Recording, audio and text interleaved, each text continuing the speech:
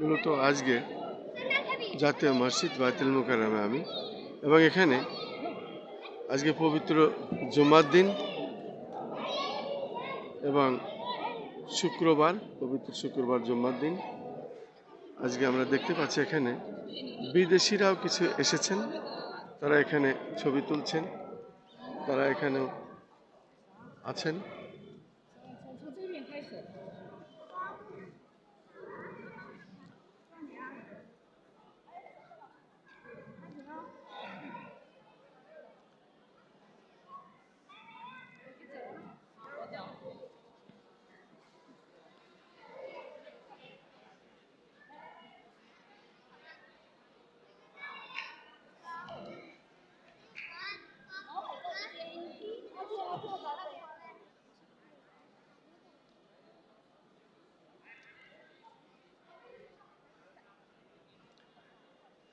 আমরা দেখতে পাচ্ছি ইন্দোনেশিয়া এবং বাইরের আরও কিছু দেশের মুসলিমরা এখানে এসেছেন।